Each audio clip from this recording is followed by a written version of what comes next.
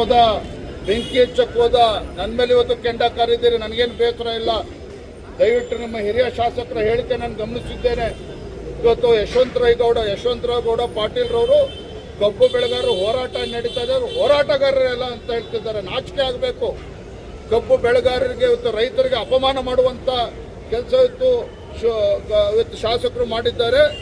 ತತ್ಕ್ಷಣ ಕಬ್ಬು ಬೆಳೆಗಾರರ ಕ್ಷಮೆನ ಯಾಚಿಸಬೇಕು ಅಂತೇಳಿ ಗೌರವಾನ್ವಿತ ಶಾಸಕರನ್ನು ಆಗ್ರಹಪಡಿಸ್ತೇನೆ.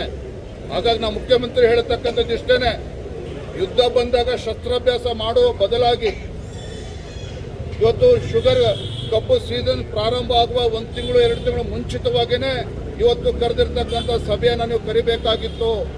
ತಡ ಆಗಿದ್ರು ಪರವಾಗಿಲ್ಲ.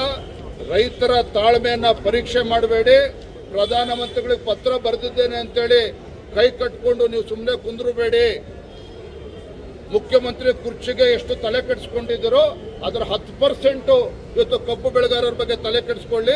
ರೈತರು ನಿಮ್ಮನ್ನ ಪೂಜೆ ಮಾಡ್ತಾರೆ, ಕಬ್ಬು ಬೆಳೆಗಾರರು ನಿಮ್ಮ ಪೂಜೆ ಮಾಡ್ತಾರೆ. ನಮಗೆ ಇದನ್ನು ರಾಜಕೀಯ ಮಾಡುವಂತ ಅವಶ್ಯಕತೆ ಖಂಡಿತ ಇಲ್ಲ. ಯಾವುದೇ ನಮ್ಮ ಇಚ್ಛೆ ಇಲ್ಲ ರಾಜಕಾರಣ ಮಾಡೋದಕ್ಕೆ. ನಮ್ಮ ಹಿತಾಸಕ್ತಿ ಕಬ್ಬು ಬೆಳೆಗಾರರ ಹಿತಾಸಕ್ತಿಯನ್ನು ಕಾಪಾಡುವಂಥದ್ದಷ್ಟೇ. ಅದನ್ನು ಮಾಡಬೇಕು ಅಂತೇಳಿ ಗೌರವಾನ್ವಿತ ಮುಖ್ಯಮಂತ್ರಿಗಳನ್ನ ನಾನು ಮತ್ತೊಮ್ಮೆ ತಮ್ಮ ಮೂಲಕ ನಾನು ವಿನಂತಿ ಮಾಡ್ತಾ ಇದ್ದೇನೆ. ಸರ್, ಸಕ್ಕರೆ ಕಾರ್ಖಾನೆ ಮಾಲೀಕರಲ್ಲಿ ಬಹುಪಾಲು ಬಿಜೆಪಿಯ ಶಾಸಕರುಗಳು ಮಾಜಿ ಸಚಿವರುಗಳಿದ್ದಾರೆ. ಅವರುಗಳು ಈ ವಿಚಾರದಲ್ಲಿ ಯಾವ ನಿರ್ಧಾರ ತೆಗೆದುಕೊಳ್ತಾರೆ ಅನ್ನೋದನ್ನ ಬಿಜೆಪಿ ಸ್ಪಷ್ಟಪಡಿಸಲಿ ಅಂತ ಕೇಳಿದ್ದಾರೆ. ಹಿಂದೆ ಯಡಿಯೂರಪ್ಪನವರು ಮುಖ್ಯಮಂತ್ರಿಗಳಿದ್ದಾಗಲೂ ಸಹ ಇದೇ ಭಾರತೀಯ ಜನತಾ ಪಾರ್ಟಿ ನಮ್ಮ ಕ್ಯಾಬಿನೆಟ್ ಅಲ್ಲಿ ಶಾಸಕರು ಇದ್ರು, ಮಂತ್ರಿಗಳು ಇದ್ರು. ಆದರೆ ಅಂದಿನ ಮುಖ್ಯಮಂತ್ರಿಗಳು ಯಡಿಯೂರಪ್ಪನವರು ಕಬ್ಬುಗಾರರ ಹಿತಾಸಕ್ತಿಯನ್ನ ಮನಸ್ಸಿನಲ್ಲಿ ಇಟ್ಕೊಂಡು ಕಬ್ಬು ಬೆಳೆಗಾರರನ್ನ, ಸಕ್ಕರೆ ಕಾರ್ಖಾನೆ ಮಾಲೀಕರನ್ನ ಕೂರಿಸಿ ಸಭೆ ಮಾಡಿ ಒಂದು ದರವನ್ನು ನಿಗದಿ ಮಾಡಿದ್ರು. ಎಲ್ಲ ಉದಾಹರಣೆಗಳು ಕೂಡ ಕಣ್ಮುಂದಿದೆ. ಈ ರೀತಿ ನಮ್ಮ ಮೇಲೆ ಆರೋಪ ಮಾಡಿ ಕೇಂದ್ರದ ಮೇಲೆ ಗೂಬೆ ಕೂರಿಸೋದನ್ನ ಬದಿಗಿಟ್ಟು ನೀವು ನಿಜವಾಗ್ಲೂ ಕೂಡ ಕಬ್ಬು ಬೆಳೆಗಾರರ ಸಮಸ್ಯೆಯನ್ನ ಪರಿಹಾರ ಮಾಡಬೇಕು ಅನ್ನೋ ಇಚ್ಛಾಶಕ್ತಿ ಇದ್ದಿದ್ದೇ ಆದರೆ ಇವತ್ತೇ ತೀರ್ಮಾನವನ್ನು ತೆಗೆದುಕೊಳ್ಳಿ ಕಬ್ಬು ಬೆಳೆಗಾರರ ಪರವಾಗಿ. ಧನ್ಯವಾದಗಳು. ಕಬ್ಬು ಬೆಳೆಗಾರರು ಗಂಭೀರವಾಗಿ ಬೀದಿಗಿಳಿದು ಹೋರಾಟ ಮಾಡಬೇಕಾದ್ರೆ ವಿಠ್ಠಲ್ ಅರಬಾವಿ ಅವರು ಆತ್ಮಹತ್ಯೆ ಮಾಡ್ಕೊಂಡಿದ್ರು. ಸಿದ್ದರಾಮಯ್ಯನವರೇ ನೆನಪಿದೆಯಾ ನಿಮಗೆ? ವಿಠ್ಠಲ್ ಅರಬಾವಿ ಅವರು ಆತ್ಮಹತ್ಯೆ ಮಾಡ್ಕೊಂಡಿದ್ರು. ಇದೇ ಕಬ್ಬಿನ ದರ ನಿಗದಿ ಮಾಡಿಲ್ಲ ರಾಜ್ಯ ಸರ್ಕಾರ ಅಂತೇಳಿ. ಅವತ್ತು ಕೂಡ ನೀವು ತಾತ್ಸಾರ ಮಾಡಿದ್ರಿ. ಕಬ್ಬು ಬೆಳೆಗಾರರ ಬಗ್ಗೆ ನೀವು ಚಿಂತನೆ ಮಾಡಲಿಲ್ಲ. ಇವತ್ತು ಸಿದ್ದರಾಮಯ್ಯನವರಿಗೆ ರಾಜ್ಯದಲ್ಲಿ ತಮ್ಮ ಏನು ರೆವಿನ್ಯೂ ಜಾಸ್ತಿ ಮಾಡ್ಕೋಬೇಕು ಅಂತೇಳಿ ಇವತ್ತು ಎಕ್ಸೈಸ್ ಡಿಪಾರ್ಟ್ಮೆಂಟ್ಗೆ ಟಾರ್ಗೆಟ್ ಮೇಲೆ ಟಾರ್ಗೆಟ್ ಕೊಡ್ತೀರಿ. 3 ತಿಂಗಳಿಗೊಂದ್ಸಲ ಎಕ್ಸೈಸ್ ಡಿಪಾರ್ಟ್ಮೆಂಟ್ಗೆ, ಇಲಾಖೆಗೆ ಟಾರ್ಗೆಟ್ ಹೆಚ್ಚು ಮಾಡ್ತಾ ಇದ್ದೀರಿ. ಯಾಕೆ? ರಾಜ್ಯದ ಬೊಕ್ಕಸಕ್ಕೆ ಹಣ ಬರಲಿ ಅಂತೇಳಿ. ಮಾನ್ಯ ಮುಖ್ಯಮಂತ್ರಿ ಸಿದ್ದರಾಮಯ್ಯನವರೇ, ರಾಜ್ಯದ ಬೊಕ್ಕಸಕ್ಕೆ ಹಣ ಬರಬೇಕು ಅಂತೇಳಿ ಆಲೋಚನೆ ಮಾಡ್ತೀರಿ. ಯಾವ ಎಕ್ಸೈಸ್ ಡಿಪಾರ್ಟ್ಮೆಂಟ್ಗೆ ರೆವಿನ್ಯೂ ಬರಬೇಕು ಅಂತ ಹೇಳಿದ್ರೆ ಅಲ್ಲಿ ಫ್ಯಾಕ್ಟ್ರಿ ಕಬ್ಬು ಹರಿದಾಗ ಮಾತ್ರ ನಿಮಗೆ ಎಥನಾಲು, ಮೊಲಾಸಸ್ಸು ಎಲ್ಲದರಿಂದ ನಿಮಗೆ ಆದಾಯ ಬರ್ತಕ್ಕಂಥದ್ದು. ಆದಾಯ ಬರೋದ್ರ ಬಗ್ಗೆ ಚಿಂತನೆ ಮಾಡ್ತೀರಿ.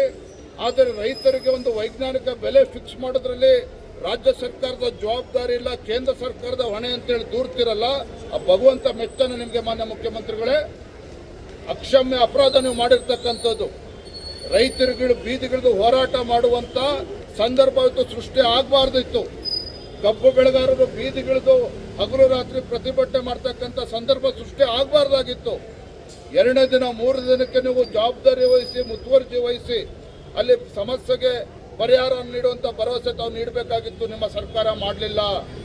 ನಾನು ನೇರವಾಗಿ ಮಾನ್ಯ ಸಿದ್ದರಾಮಯ್ಯನವರ ಮೇಲೆ ಆರೋಪ ಮಾಡ್ತಾ ಇದ್ದೇನೆ. ಕಬ್ಬು ಬೆಳೆಗಾರರ ವಿಚಾರದಲ್ಲಿ ನೀವು ಆಲಸ್ಯವನ್ನು ಮಾಡಿದ್ದೀರಿ, ಅಸಡ್ಡೆ ತೋರಿಸಿದ್ದೀರಿ.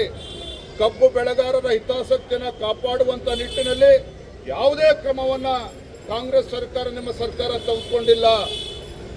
ಈಗ ಇವತ್ತು ಕಬ್ಬು ಬೆಳೆಗಾರರ ಹೋರಾಟ ತೀವ್ರವಾಗಿ ಇವತ್ತು ಅಥಣಿ, ಚಿಕ್ಕೋಡಿ, ಬೈಲಹೊಂಗಲ, ಬೇರೆ ತಾಲೂಕು, ಬೇರೆ ಜಿಲ್ಲೆಗೆ ಇವತ್ತು ಕಬ್ಬು ಬೆಳೆಗಾರರು ಹೋರಾಟ ಎಲ್ಲ ಕಡೆ ಇವತ್ತು ಎದ್ದು ಕೂತಿದ್ದಾರೆ. ಬೀದಿಗಿಳಿದು ಪ್ರತಿಭಟನೆ ಮಾಡ್ತಾ ಇದ್ದಾರೆ. ಈಗ ನೀವು ಪ್ರಧಾನಮಂತ್ರಿಗಳಿಗೆ ಪತ್ರ ಬರೆದು ನೀವು ಕೇಂದ್ರ ಸರ್ಕಾರದ ಮೇಲೆ ದೂರುವಂತ ಪ್ರಯತ್ನ ಮಾಡ್ತಾ ಇದ್ದಾರಾ? ಮಾನ್ಯ ಮುಖ್ಯಮಂತ್ರಿಗಳೇ, ನಿಮಗೆ ನೆನಪು ಮಾಡಿಕೊಡೋದಕ್ಕೆ ಇಚ್ಛಪಡ್ತೇನೆ. ಕೇಂದ್ರ ಯಾವುದೇ FRP ನಿಗದಿ ಮಾಡಿದ್ರು FRP ಪ್ರಧಾನಮಂತ್ರಿ ಒಬ್ಬರೇ ಕೂತ್ಕೊಂಡು ತೀರ್ಮಾನ ಮಾಡೋದಿಲ್ಲ. ಎಲ್ಲ ರಾಜ್ಯಗಳ ಇವತ್ತು ಅಧಿಕಾರಿಗಳನ್ನ, ಸಕ್ಕರೆ ಇಲಾಖೆಯ ಕಮಿಷನರ್ಗಳು ಎಲ್ಲರ ಅಭಿಪ್ರಾಯನ, ತಜ್ಞರ ಅಭಿಪ್ರಾಯ ತೆಗೆದುಕೊಂಡು ತೀರ್ಮಾನ ಮಾಡುವಂಥದ್ದು. ಆದರೆ ಮಾನ್ಯ ಮುಖ್ಯಮಂತ್ರಿಗಳೇ, ಕೇಂದ್ರ ಸರ್ಕಾರ ಏನೇ FRP ನಿಗದಿ ಮಾಡಿದ್ರೂ ಸಹ ನಿಮ್ಮ ಸ್ಟೇಟ್ ಅಡ್ವೈಸರಿ ಪ್ರೈಸ್ SAP ಏನಿದೆ ಕೇಂದ್ರ ನಿಗದಿ ಮಾಡಿರ್ತಕ್ಕಂಥ FRPಗಿಂತಲೂ ಕೂಡ ಹೆಚ್ಚು ದರವನ್ನು ಕೊಡಬಹುದು. ಯಾರೂ ಕೂಡ ನಿಮ್ಮನ್ನು ತಡೆಯೋದಿಲ್ಲ. ನಾನು ಮುಖ್ಯಮಂತ್ರಿಗಳೇ ಮತ್ತೊಮ್ಮೆ ತಮ್ಮ ಮೂಲಕ ನಾನು ವಿನಂತಿ ಮಾಡ್ತೇನೆ, ಇವತ್ತು ಈ ನಾಡಿಗೆ ತುತ್ತು ಎರಡು ತುತ್ತು ಅನ್ನವನ್ನು ಕೊಡ್ತಕ್ಕಂಥ ರೈತ ಕಬ್ಬು ಬೆಳೆಗಾರರ ಬಗ್ಗೆ ಸ್ವಲ್ಪ ಮಾನವೀಯತೆ ದೃಷ್ಟಿಯಿಂದ ನೀವು